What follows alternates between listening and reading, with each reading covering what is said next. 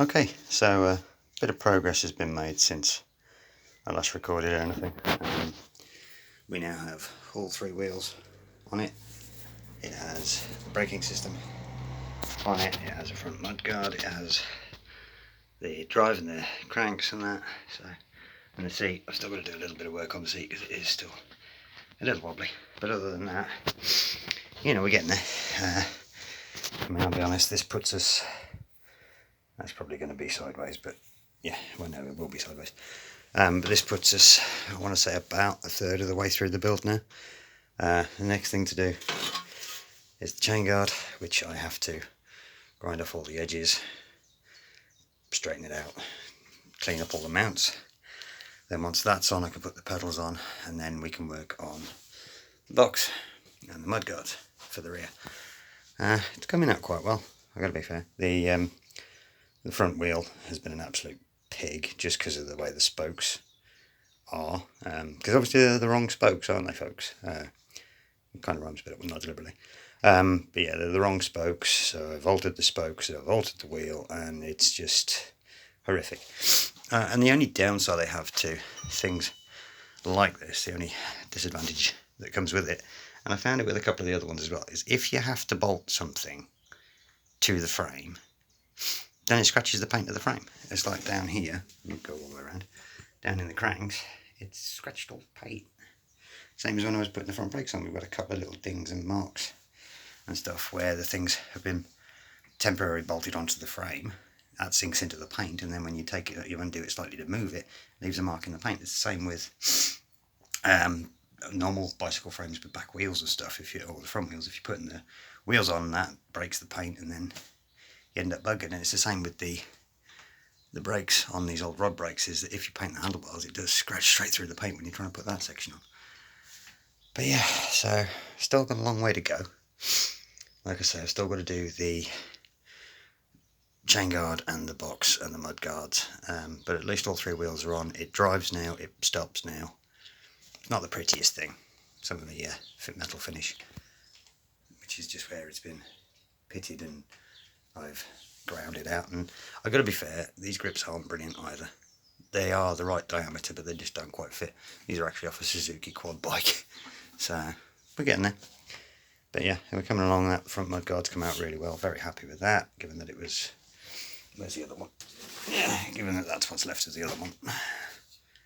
Yeah, so just got the rear mud guards to do and the box. After I've got the basic principle was get a rolling frame, then go front to back. So it was like brakes, my front mud guard, then the cranks and the crank assembly, put the chain on, then the chain guard, and then we do the very back bit with the box and the rear mud guards. Just for convenience, just because the box, that thing, is going to be an absolute pig. There's a lot of stripping to do, and then somehow I've got to paint the inside of it, and there's all the hinges and the brackets, and there's a couple of big holes that need sorting. So I wanted to leave that last, because at least if that goes horribly wrong, at least I've got a done tricycle. So yeah, well, there we go, just a quick update. I think the next time you'll see this, the chain guard will be on at least, because that's the next job to do. There's a couple of fiddly little bolt mounts that they've actually got a nut and bolt on it rather than a screw, and then I've got one that is, it's easier to show you.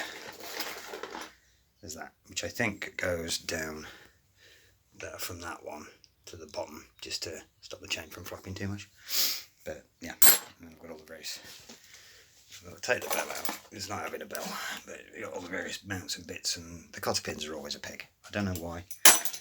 You order the right size cotter pins, or the cotter pins that come with it, and they come out easy enough, but they never go back in. So, but yeah, that's the progress on that for now. It's a very handsome thing. Like I say, I didn't do a particularly great job of filling the bars because I just lost the will to live by that point. And yeah, I filled the body great and I filled the wheels great, but then the bars I was just like, because I didn't want to paint them, but I didn't have a lot of choice. And as you can see, it's scratched that section, putting that lever on, I scratched it. So yeah, but anyway, that'll do for now. That's the current state of it. I think it's alright. Still got a bit of work to do. on what's there, and then I've got a lot of work to do with what's there. Now, obviously, you've seen that one. You've only seen that one. That's not mine. That's not mine.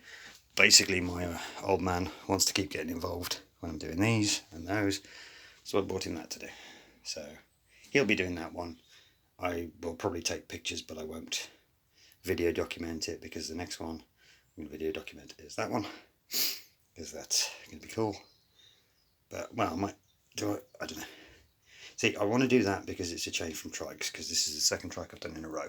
But I have found another couple of trikes, plus I've got trikes in the shed, so it's like, which one do I do next? So if you have any preference to whether you want to see me do a trike, another trike, or if you want to see me crack on with that one, leave a comment. Why not? Right, that'll do for now. See you later. Ta-da.